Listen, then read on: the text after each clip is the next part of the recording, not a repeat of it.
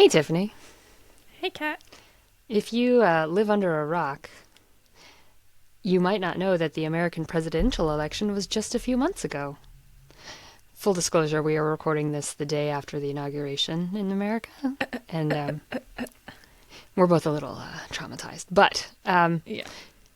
we're going to talk about something else tonight, a little bit similar, but not the same. More than 150 million Americans showed up to cast their vote in November last year. A majority voted for returning President Donald Trump, to the surprise and chagrin of many progressive voters. Mm-hmm. What may be even more surprising is just how many eligible voters didn't even bother. And that was about 90 million people. That means that even though more voters showed up this past year than have in the past, like say 2012, less than 2/3 of eligible voters showed up to the polls this last November. 2/3. Less than 2/3. Yep. This isn't a new trend. The past 4 elections have seen even lower voter turnout, with rates hovering around 60% of eligible voters in our fair country casting their ballots for the presidency. So why didn't these people vote? That's a big question people ask. I looked at The Guardian. They say the reasons that we all know.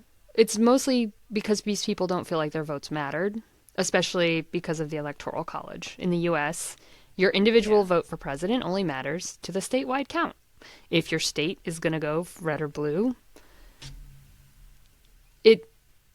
that's what's going to happen, no matter what you do. It's just always going to happen. Mm-hmm. So that means that even if a majority of voters cast a vote for, say, the Democratic candidate, but in the Electoral College, there's more representation for the Republican will win. That's what happened in 2016.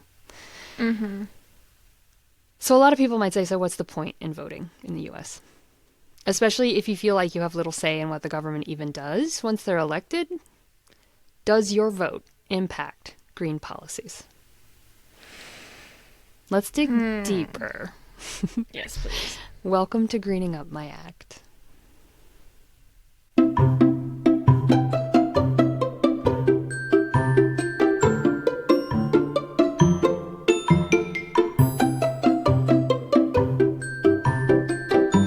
Okay, so this is going to be kind of like therapy. The therapy that I need. This might be the therapy that you needed. Yeah.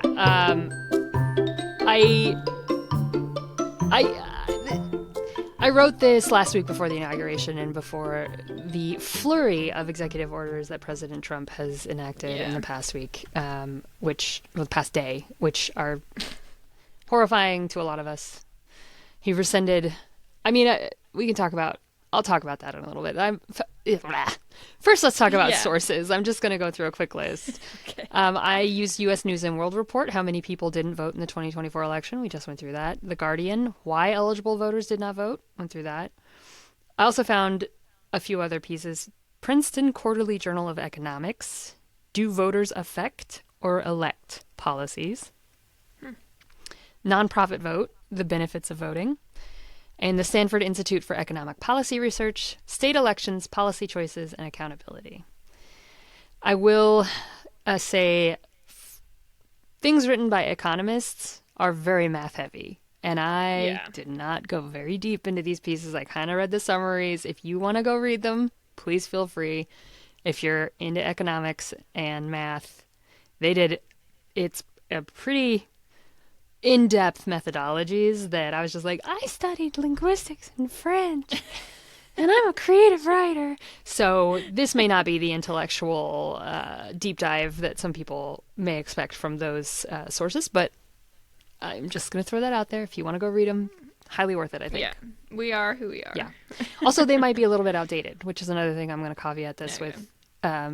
That's kind of old research before our current era, our unprecedented times, which we currently live in. So take it with a grain of salt. But I'm using it as a general outline for my point and my thesis in tonight's episode. Okay.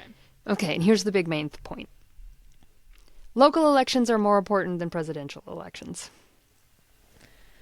You know, I love to hear it. Yep. I don't, but I do. But I don't, but I do. I'm just going to say the U.S. president is often just a figurehead. They can't really influence the things they say they can. Like Trump is like, I'm going to lower prices on day one. He can't do that. He can. He's talking. What's that? Yeah. He's sorry. Go ahead. He's talking about Gaza. Yeah, he can't do it. Like it's gonna be a beach resort, and I'm like, what the fuck? Yeah, I know. Fuck are you saying? Why do I listen? And all presidents do this. They talk about, and they run on Yeah. that because they're kind of celebrities, no matter what. They're these great figureheads. They say and they do set the tone for the country. I will say there is something to be said for that, and they can do a lot of damage. They can, Yeah. mostly through influencing the legislative body, Congress, Yeah. appointing Supreme Court judges or federal judges, people who are appointed for life. That does make a big impact on the direction the country goes. So I'm not saying they're not important, but they are less important than what happens in your local elections. Yeah. And why is that a life sentence? Life sentence, yeah. Anyway, life sentence. It's because that's how it was It's dumb. in I hate the it. rules. Anyway. I believe it's in the Constitution. That No, I'm when sure they it set up the just Civics 101, the U.S. government is split into three bodies. There's the executive branch, which is supposed to carry out the laws. There is the legislative branch, which is supposed to write the laws, and the judicial branch, which is supposed to decide if those laws are correct.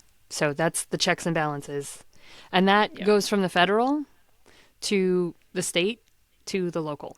That's generally how most of our bodies are laid out, but especially the federal government is laid out that way. Okay.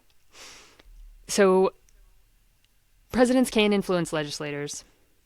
They set the tone of the nation. They do create executive orders, which can be meaningless and not have teeth. And just to throw it out there, most of the executive orders that Trump has already put in place are already being challenged by states in the legal system. So I didn't know that. just because they say something is a law doesn't mean it is a law. That is not how we work. And, the next president will come in and rescind all of those, which is just what Trump just did with most of the executive orders that Biden did. Executive orders are a Band-Aid in place that presidents have used for the past at least 30 years because our legislature is so locked. Okay, that's our federal legislature. The thing is, when it comes to creating and enacting laws, local governments do most of the work.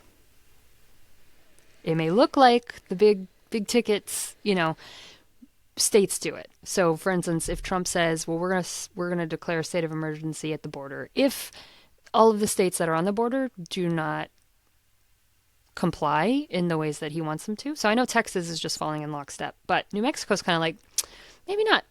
Maybe we're, tell us what that means. And every time you tell us to do something, we're going to take it to the court. And it's going to be tied up in court for 3 or 4 years, 5 years, maybe, So according to Stanford, state legislatures make the most important decisions when it comes to policy. We may not know that because we don't follow them as closely.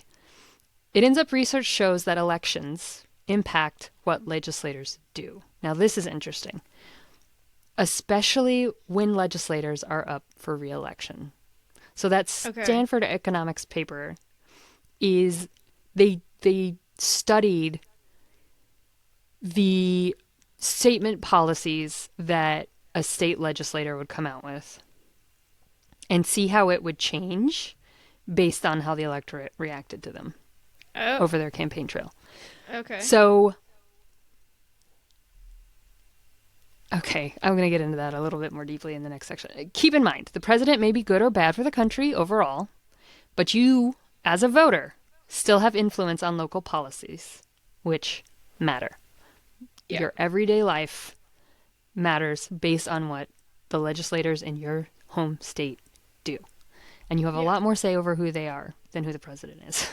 Yeah, definitely. So pressuring legislators can push their stances on policy. That was what the Stanford and the Princeton article went into. So the Princeton article examined the U.S. House of Representatives, and they found that voters from any perspective can influence even the most extreme politicians. Often this means that a far left or far right candidate will adopt a more middle ground platform under pressure from voters. Interesting. So they might run on these ideas of like, okay, I'm going to kill every firstborn baby, And the voters will be like, I just want every other firstborn baby. And then some of them will be like, how about no firstborn babies? And, Right. the legislator will move their stance a little more to the center. They'll be like, okay, every third unborn baby, Because they're concerned about getting elected. getting elected. Yep. Yeah. In fact, sometimes representatives were found to back completely different legislation than what they ran on because they couldn't get voter backing for it. Oh, wow. Yeah. Okay. That's promising. Yes. So it does happen. So yes. I know. Well, I was going to say, I know that in Maryland, our former governor, Larry Hogan, is Republican. And he was around for a long time. He was really popular, even with Democrats. But he tried to run for Senate, and I was convinced that he was going to win. But he had like a pretty neutral conservative stance on abortion, and I think that just like Sunk it. ruined him. Yeah. Yeah. I mean, So he lost like pretty hard. and that's the thing is that and so next time he runs, if he does, he might have a different idea, and it also changes what they do while they're in office, especially if they're up for re-election. So they found that this was less true of senators who were retiring or representatives who were retiring or had reached term limits. Right. They often stuck to whatever their campaign promises were. But That makes sense. as the years go, because they're, elected for 2-year term, correct? Yeah. So as the years roll on, if they're up for re-election and voters are like, I don't think I'm going to re-elect you if you, say you want to outlaw abortion, they'll be like, well, maybe we'll just outlaw in extreme cases. Or Right. maybe we'll just let the voters decide. It's another stance that happens too. Yeah. So it does happen. Voters can influence what legislators in state politics put into action. Now that was talking about the U.S. House of Representatives, which is our federal body. It's also true of state legislatures. They also will move based on voter backing too. And there's That makes sense. a lot more of them. Yeah. Now another aspect of this that I want to bring up is that it may be a question of causation and correlation, but people who vote are more engaged in their communities. Yeah. So if you vote, you tend to be more engaged in your community. You're more likely to connect with your neighbors. You're more likely to contact elected officials, and you're more likely to participate in community efforts. So will voting make you a better member of your community? Will it make you volunteer to plant trees or organize against big oil or pick up trash in the neighborhood? I don't know. But there does seem to be a correlation there. And as we said last week in our discussion of hope being action, doing one thing is where you get the motivation from. You don't get the motivation from sitting and wishing you had motivation. You get motivation when you start the action. So voting might be the thing that pushes you to become more involved. Yeah, totally. I think it's possible. I think it probably helps. Actually, it kind of did for me this last election because I was reading all about our local election and I was like, oh my God, thank God I voted, because I didn't actually realize how different the local school board candidates were and others until after I voted. And I was just kind of like, I read a little bit about their different stances briefly and I was like, okay, well, this feels clear. Yeah. So I voted and then I was like, wait. It came down to 4 or 5 people, right?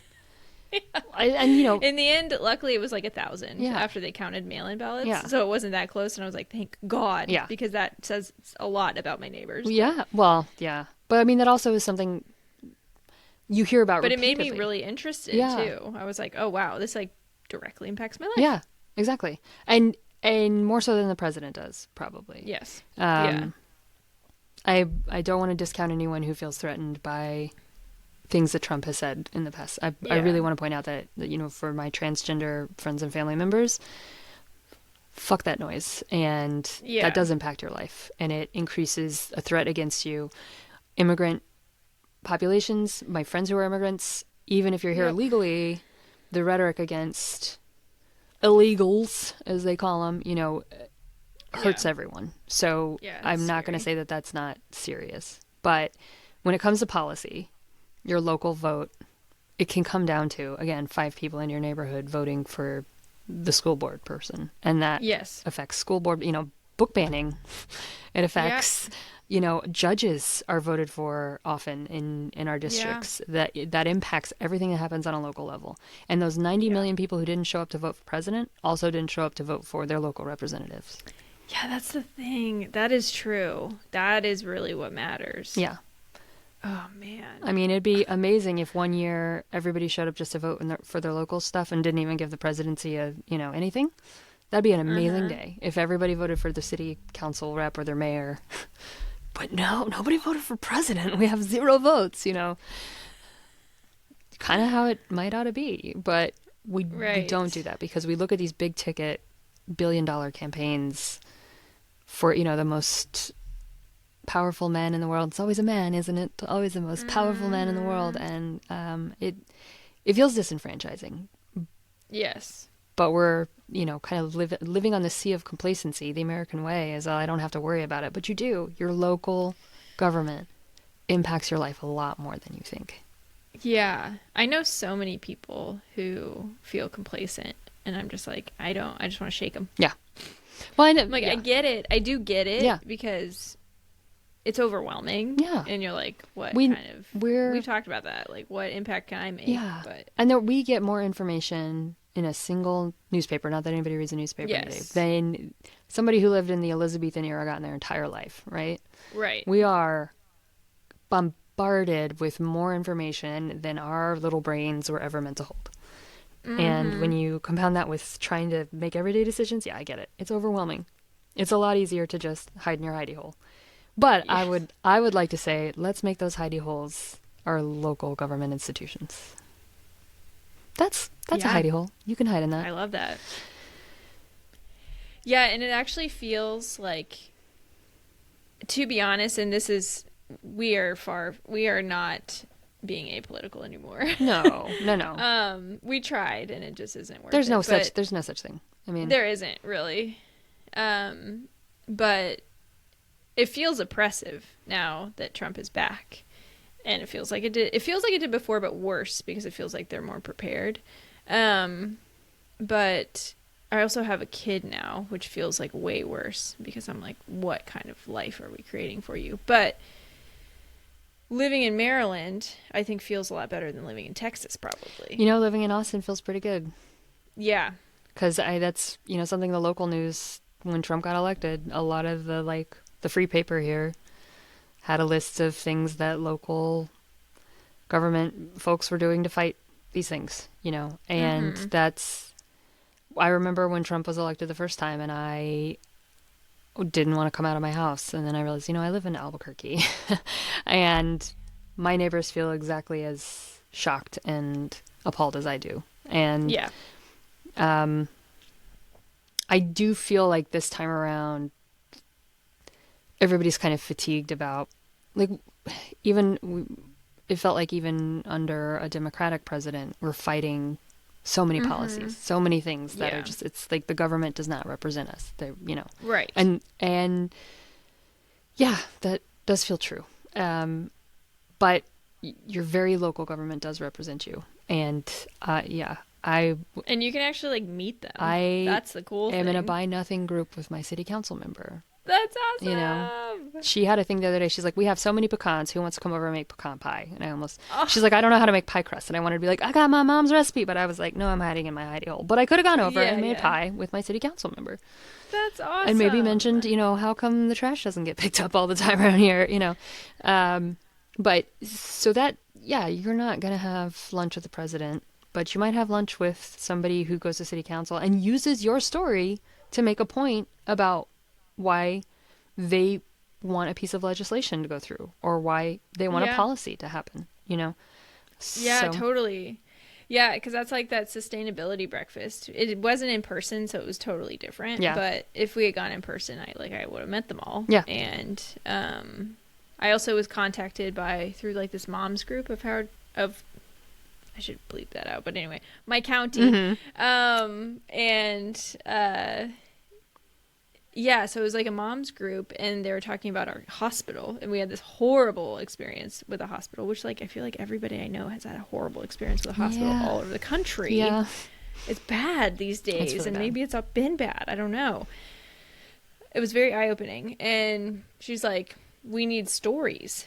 Like, we need people to tell in the city council meetings a story. Because you can say statistics all you want.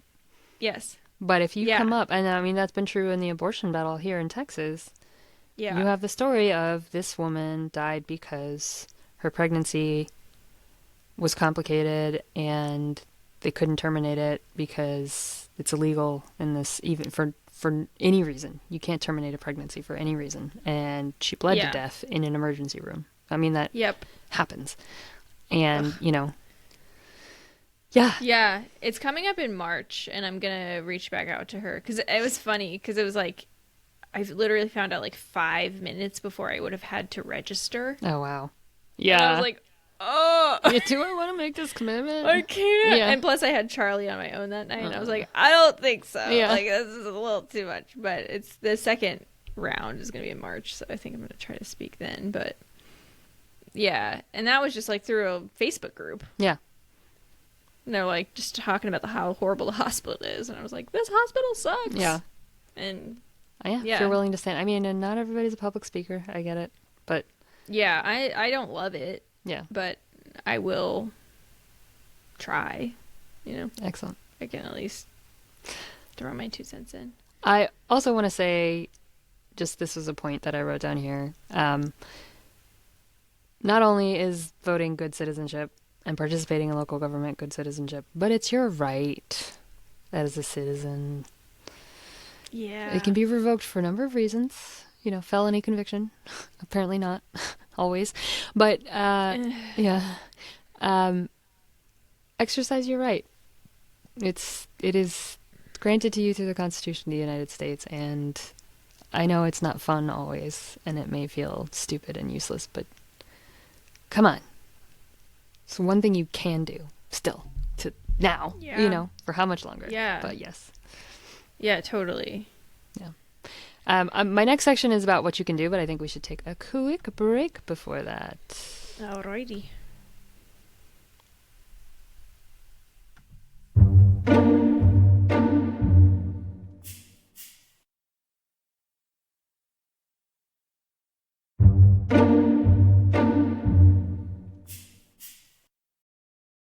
All right, welcome back. Welcome back. It's funny because I was participating in Dry January until I went to Indiana to see my family, and then I went out the shitter. But yeah, my Dry January was drier January. I had because my boyfriend Sean, he does this thing every year after New Year's. He doesn't drink till his birthday, which is the middle of the month. So okay, that's what I did. Yeah. I mean, hey, we're on. Okay, good. We did the same thing. Any time off alcohol is supposed to be good for you. So yeah, I've heard. Anyway, yeah. Apparently most people don't drink as much as I do in the first place. So good for you. Keep it that way. I don't encourage it. Yeah. Yeah, but okay. So we left in our last section saying, all right, I have a list of what you can do. And this is another thing I feel like we're focusing on this season is what can you actually do that matters? Yeah. And I know we're supposed to be talking about green policies, but I feel like after this last horror show of an inauguration, this is true for any policies that you believe in. Anything you believe that the government should be doing can be affected by doing the following. Yeah, and I mean, to be honest, like a lot of green policies are not in place because of racism. Very much so. So it's like that is all of it matters. It does. That is it's all policies are affected by all other policies. So you take them in the ecosystem of our government and you realize that upending one means dismantling another, so there's no bad work to be done, I would say. Yes. Yep. In that sense. So the first thing I said was make voting cool again. Vote. Just frickin' vote. Period. Vote every chance you get. Especially for local elections that don't really seem to matter. Because there could be 25 of you voting. And you could be the 25th vote that changes who's on the school board. Yeah. These are the ones that matter the most. And get everyone around you to vote. I know you can't, again, people are burnt out and complacent, and you're right, there may not be a good choice. that means we need to work harder to have other choices. So vote now and influence them while they're in office. Mobilize voting in your community. Make it a party.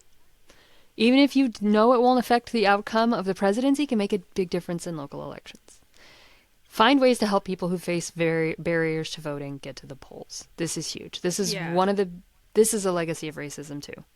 Voter ID laws, these are post-Jim Crow things they did to try and make it, it's hard for homeless people to vote. It's hard for people who don't have a permanent address to vote. It's like you have to be a land-owning white person to vote. No, that's not true. There are ways around it.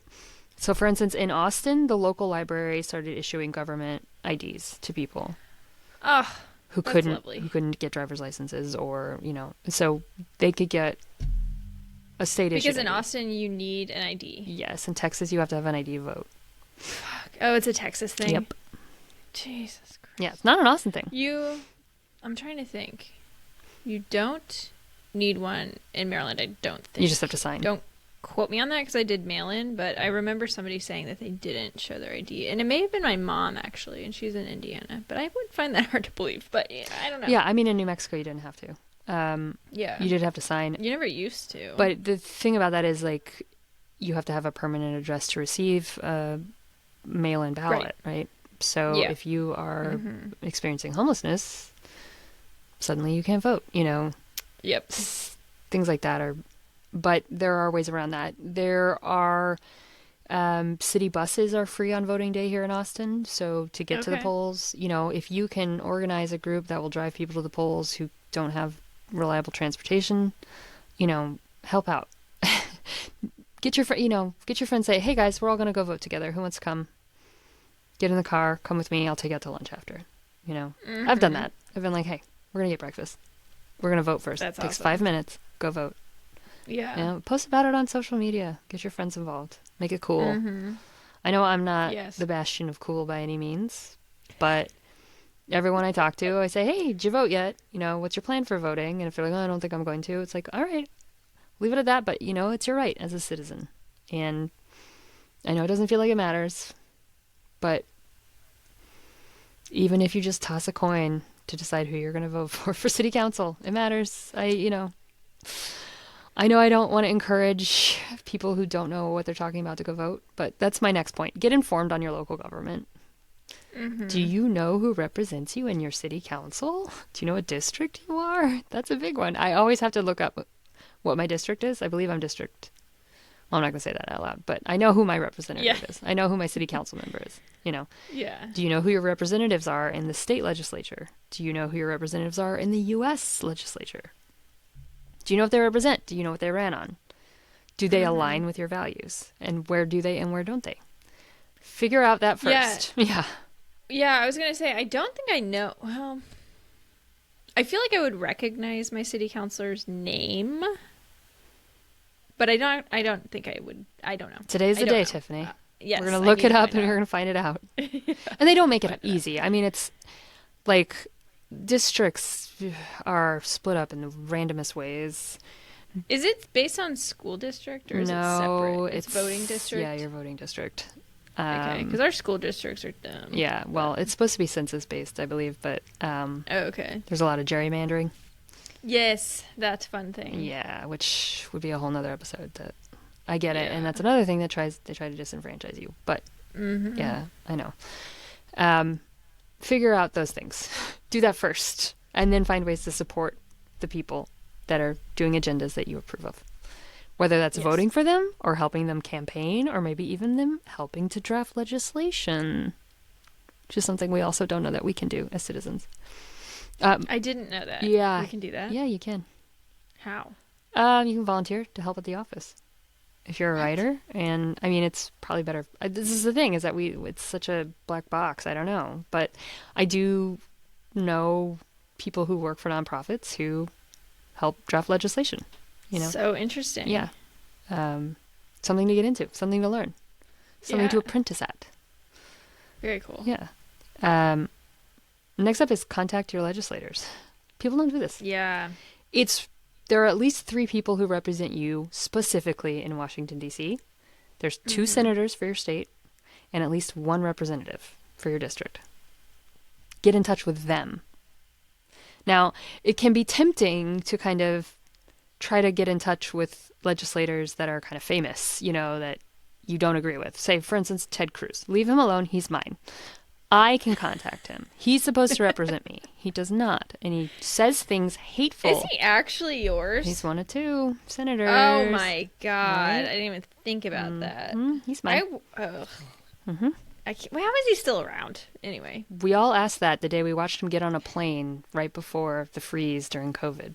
And we were all like, we're dying here. And you went to fucking Cancun. Yep. That's kind of a joke here is if you see Ted Cruz heading for the airport, you need to pack up and leave town. It's going to be a bad winter. He's like the groundhog. I don't think he left. God, I can't believe he's still around. Oh, he was at the inauguration this weekend, so he wasn't here. But it was cold there too, so. Yeah. So develop relationships with the folks who represent you. Even if you disagree with them, letting them know what policies you care about is important. Again, influences their thought process for re-election. I'm never going to sway Ted Cruz on climate change. But I can be part of the voice of dissenters who say, I know you care more about the economy, but here's where poor people are suffering. Here's where the middle class who vote for you are suffering because of your climate policies. If I can point that out and make a good case, at least it's out there, and I can get other people to sign on for it. I know it's really easy to act out of anger and want to make big displays of displeasure. For instance, protesting is important, very important, has its place. I will never say that people who are protesting aren't doing anything. They definitely are. But in terms of affecting policy, respectful discourse can still go a very long way, and too few people do it. Yeah. It takes a lot of time. It takes effort. It takes knowledge. It takes composure. Mm-hmm. It's a lot easier to yell at the screen, or post a video on Instagram talking about how stupid Donald Trump is. Taking the time to actually get down into the policy. And again, that's a privilege to have the time and energy to do that. But even just a letter to your representative saying, this is important to me. Like you said, they may ask you to speak about it if they're bringing it up. And if you agree with the legislator about it, they're much more likely to use your case to bolster their position. So consider it. If you have the time and the energy, there are countless ways to get in touch. We have unprecedented methods of contacting our legislators. They get overwhelmed. So again, keep it to the ones that represent you. Yeah. But contact them. Yeah. Yeah. Yeah, that's interesting. So I know that you can actually go to like your senator's office and have a meeting. You can. Can you do that? You can probably do that with like state and local. Absolutely. Too, right? Mm-hmm. Yeah. They tend to have day jobs. I figured. I was wondering about that. Yeah. That's so interesting. Did I tell you about my friend whose mother was appointed to a state legislative position? No. She was, and then she just got reelected. And over Christmas break, she was in town. My friend was, and she lives in New York now, and she's like, oh, I'd like to get together. I was like, yeah. She's like, I can't drive right now because I live in New York and I let my driver's license expire. Because she didn't need it, She's like, oh. And I was like, oh, we can come pick you up. So I went to pick her up, and her dad answers the door, and Dad hasn't seen me since like high school, And I was like, hi. And he was like, on the phone, her brother was like lost in an airplane issue. Oh my God. He was like, there was something going on where his flight was canceled, and her dad was like, can I help you? And I was like, I'm here for my friend. And he was like, your friend's here. And I walk in the living room, and her mom has a green screen behind her and is like doing a press conference. Oh my God. And I was like, sorry to know. Picked up my friend and we left. But yeah. So yes. That's so funny. Was this a mansion? Like, no. No. Okay. That's so interesting. No, they're normal people. Okay. Which should also give you hope. Maybe totally. Run for a legislative position if you can. You don't have to be. I mean, I will say I've thought about it. Her mother is an extremely impressive woman. She is a very accomplished lawyer and extremely smart. She's very qualified for the position, which is excellent. A lot of people in a lot of districts are not, and it should inspire you if you feel unqualified. And I do, compared to my friend's mother, I know I am unqualified, but it should inspire you to run for office. Any office. Just get out there. That's my other thing. Go run for office. There was a huge movement, I remember, in the 2010s, 2000s even, like Emily's List, you know, there were movements to try and help women run, like to fund women running for office. Yeah, I remember that. Yeah. Again, it's a time commitment, it's energy, it's money, and you're putting your name out there. And I think it's a lot more dangerous for women to do than men. We get threatened by all kinds of things. Yes. And that unprecedented access to our politicians and leaders is a double-edged sword, because it means you can be doxxed and you can have, you know, a lot of bad things can happen. But not always, you know. Sometimes they just need a warm body. You know, and I will say there are a lot of warm bodies in U.S. legislative positions, and maybe a warm body with 2 brain cells could help in a lot of ways. So do not feel threatened. You know, run if you can. I have a lot of friends running for office in New Mexico, and I'm very proud. Oh, really? Yeah. Oh, very cool. A lot of different positions. There's a lot of positions. There's so many positions. Interesting. So, okay. But my last point is act locally. Again, we talked last week about hope, meaning action. So if you're feeling out of control about where the government is going, and I do not blame you, and you're definitely not alone, do something local. I want to push mutual aid. There are a lot of really great mutual aid groups. We have Mutual Aid Austin, who just go out in the trenches and help people. There are Facebook groups that are local. Mutual Aid. I've never heard of them. Yeah. Check out Mutual Aid in your area. A lot of the big cities have them. I know Mutual Aid in LA is doing a lot of work for wildfire relief. And it's just citizens banding together, getting, for instance, my neighbor here works for Mutual Aid Austin. Not works for, it's a citizen group. There's no paycheck. But they're organized people who are trying to help others. So for instance, they got a ton of blankets and coats and just went out to known places where transient people were sleeping and gave them to them before the freeze. They give out, it's a place to share information on resources. It's a place to pool resources. The mutual aid groups on Facebook are often people just saying, hey, I need $20 to get gas to get my kids to school. Can anyone help? Or I left my abusive relationship. Can anyone help me get a motel room for the night until I can move in with so-and-so? You know, it's literally just person-to-person help. That's so interesting. Yeah, I see a couple near me, actually. Yeah, they can be extremely helpful. And we do have systems of help in the U.S., you know. Our social safety net is extremely convoluted and difficult to get into, and people often don't know what resources are available or how to access them, and the application process can be out of control. If you need help, try mutual aid. If you just need $50 to pay for bills, you know, Americans are not great at asking for help when we need it. And I think we should rely on each other more. That builds stronger bonds in your community, and it can make you feel like you're actually doing something, which is so important. Do something in your local community. Go volunteer at the food bank.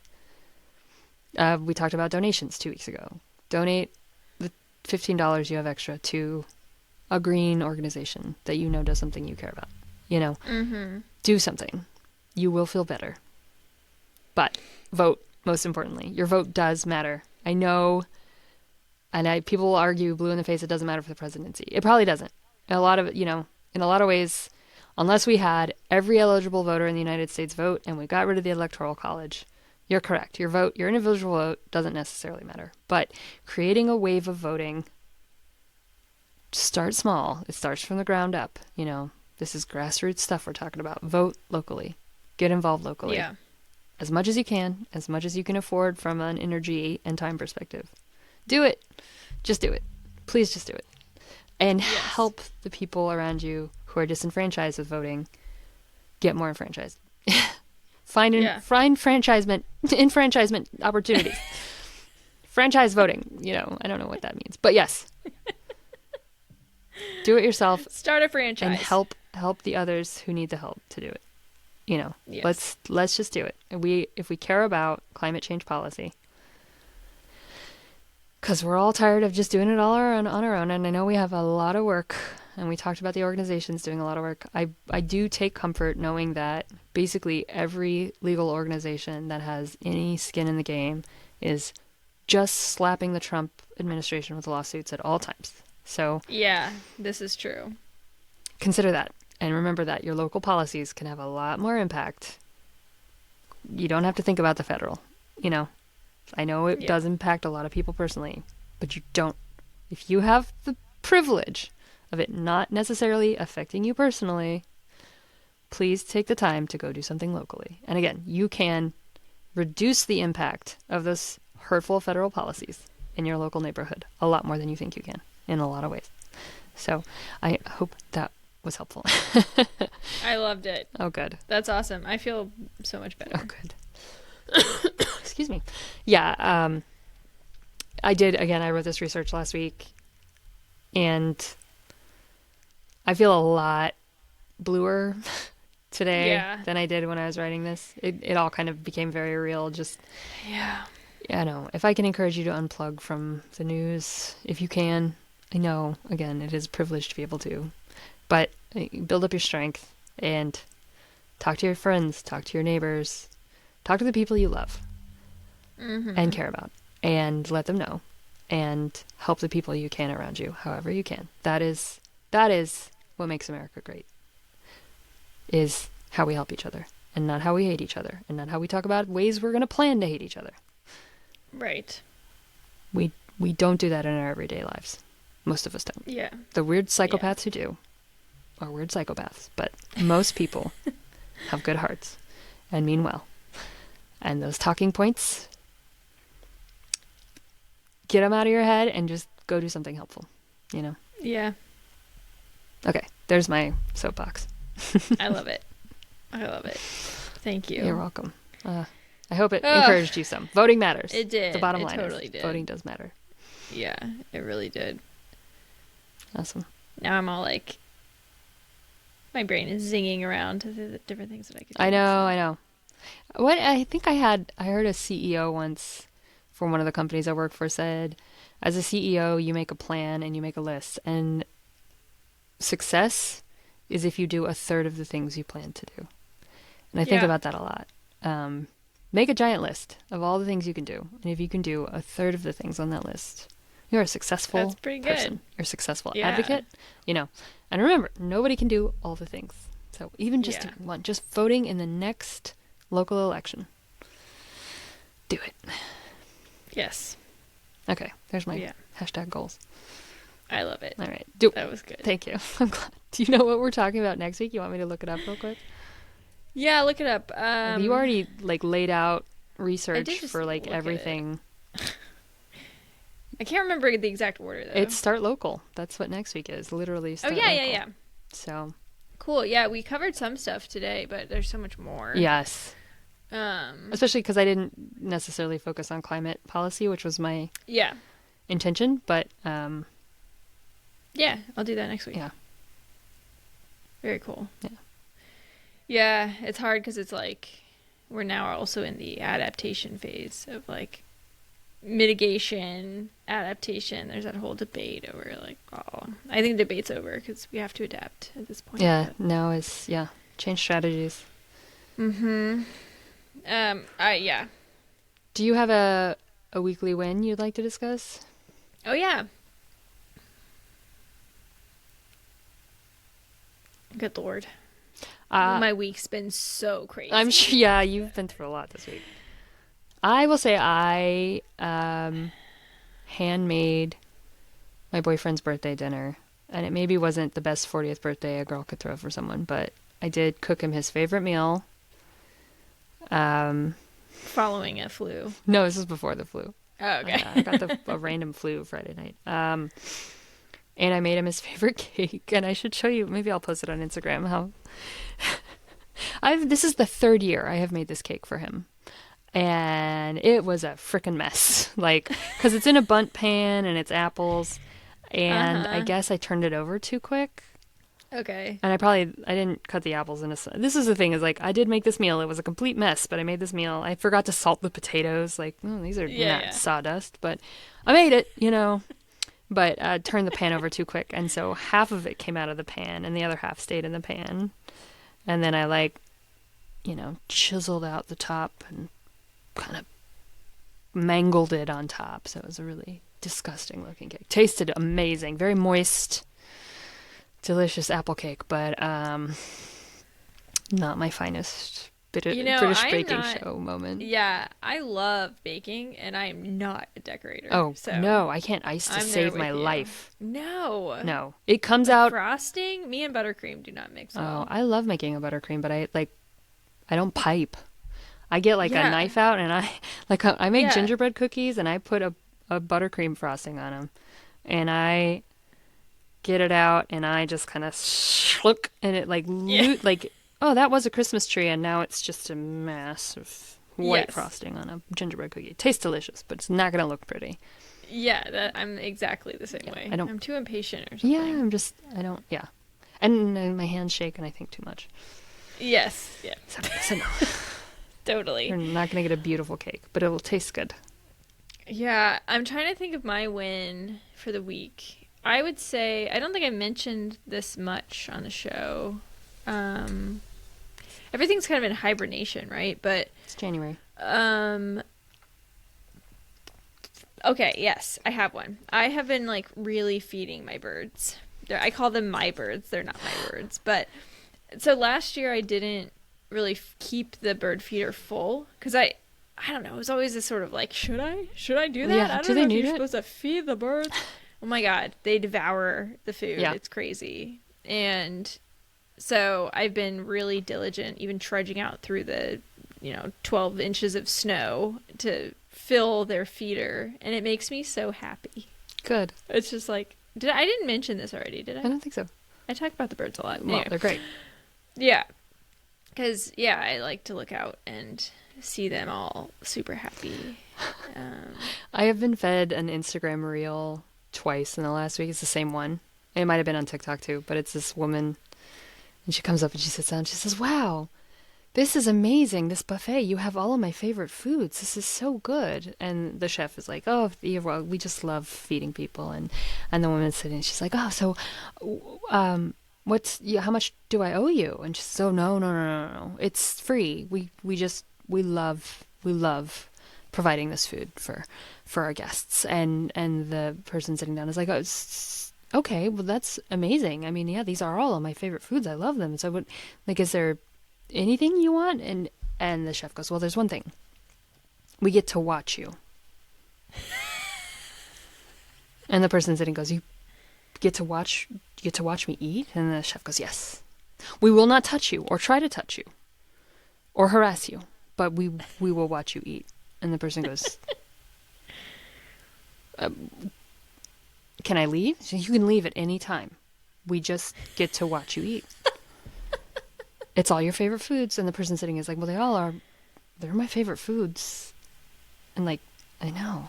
She picks something up, she eats it. And the chef's just watching, and she says, "Don't worry, you'll get used to it." And it points to the side, and it's all these birds hopping outside the window. They got used to it. It's absolutely free. We just get to watch you. And I think you're that chef. Yeah, we just like watching you. So true. I will spend lots of money to watch you. Oh, we're going to pay for it? It is a free buffet. And all your friends will come. But I get to watch you. And I won't try to touch you. Funny. I'm not going to scare you, but I will watch you. I just thought that'd be a really cool concept for a restaurant. I get to watch you eat. Yes. That's so good. I love it. That is... Well, I watched through a window. Does it make No, that's 100% what it is. I will watch you through this glass. You don't have to be present when I put the food out. I will leave it for you, but I will be back here watching.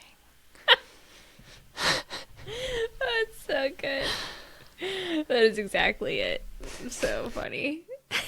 Because they're so cute. They hop around and... Sing. They're just so cute.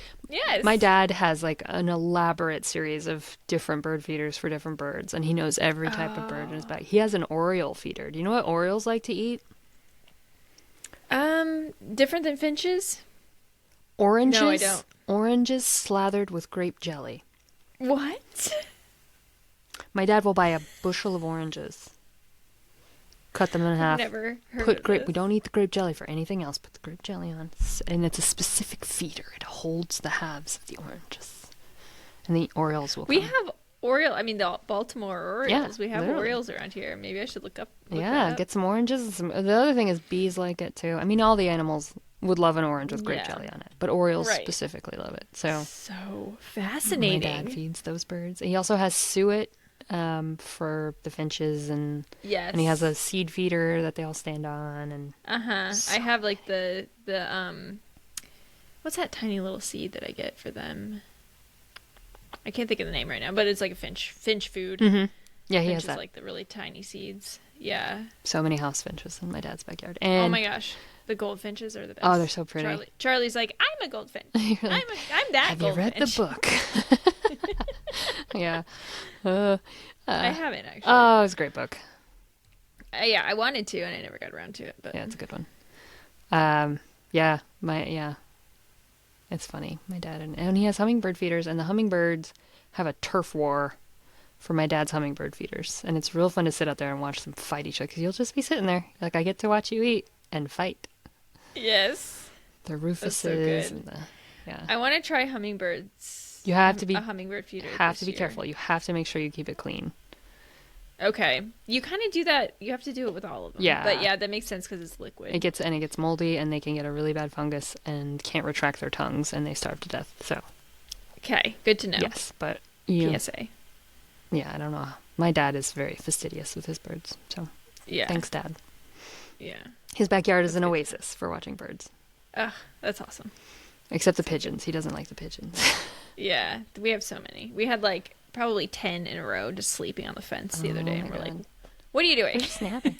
My dog picked one up while on a walk today. A dead one. Oh. And she luckily understands drop it, so that was good. But there's a lot of fear of bird flu around here, so I was like, oh no. Yeah. I think it probably froze to death, but. Is that mostly with poultry? No? There's been a report of I think a dead pigeon was found to have H1N1, or H5N1, whatever strain it is now. So, and there was one case I think of a person in Louisiana who had bird flu. So, yep, it's starting, but it was poultry and dairy cows actually. Right. Oh yeah, the raw milk thing. Don't drink freaking raw milk, you guys. Just for so many reasons. Bird flu. Get your vaccines and don't drink raw milk. Please. Yeah. If you drink raw milk, I don't know, maybe you would listen to the podcast, but I don't know. I wonder if we have anybody. I feel like it's still kind of our circle of friends who kind of agree with us, and then their friends who agree with them also. Probably. Not a lot of strangers who listen. If you are a stranger listening to this podcast, please reach out. We'd love to know who you are. Yeah, there's got to be, because I don't have that many friends. Yeah, exactly. This is way more people than I have friends, and most of my friends don't listen to podcasts, so it can't be my friends. It can't be. I have like 4, so definitely more than mine. It's all my sister's friends, and they're all like, yeah, she's lying about energy policies again. God, Kat, your science is bad science. Hopefully one of our legal scholar friends can retort me on your vote doesn't matter. It does matter. Your vote matters, people. Listen to me. Yeah, exactly. Don't listen to the legals. Don't listen to somebody who actually studies this for a living. Listen to me. Just kidding. Listen to the experts, but I'm pretty sure the experts say your vote matters as long as you do vote, Yeah. You miss all the shots you don't take. There you go. You lose all the elections you don't vote in. So there you go. That is true. Mm-hmm. All right, sweet. Go watch your weird buffet friends. They're sleeping. It's nighttime. Yeah. I'll watch them as they sleep. I want to shout out our Patreon members again. You can find us at patreon.com/greeningupmyact for special content. We are recording an episode that will be put up shortly for this month, and it's probably going to be about depression and treatment and therapy. Therapy. We're going to talk about therapy. It's not going to be so sad. Yeah. No, it's going to be it's hopeful, I hope. Yeah. Hopefully. We're going to have a little therapy session together, and you can join in. Yeah. Yeah, it's just kind of interesting. We were just trying to figure out what to talk about, but we both have lots of experience and opinions about therapy. Yeah. Good and bad. Yeah. So I don't have I'm pro therapy, but you'll find out. Yeah, it's nuanced. Yes. Check us out for the nuance. So yeah, check us out on Patreon. It's free 7-day trial. So, and then it's $5 a month, and we have some lovely friends who are our supporters. Thank you so much. We really appreciate it. It's so awesome. It really does motivate me, to. It totally does. Because like when you tell me we have a new one, I'm like, oh my god, we're doing a thing. We are. And we will maybe come up with gifts this year for our Patreon supporters. Yes, we have stickers at least. Somewhere, I know. I always forget to carry them around. Me too. Yeah. We should really do that. We should send y'all stickers. Okay. Yeah, totally. Cool. All right, I will start this music. Awesome. And please reach out to us on any of our social media channels. YouTube, if you're listening on YouTube. Thank you, Eric. Love you. Like and subscribe. Tell your friends. And find us on Instagram at Greening Up My Act. We love you. Yes, we love you. And we still have some seconds. Yeah. Well, your vote matters. That's the other thing. Your vote matters. Go vote. Go vote. Mm-hmm. Okay. All right. See you next week. Okay, bye.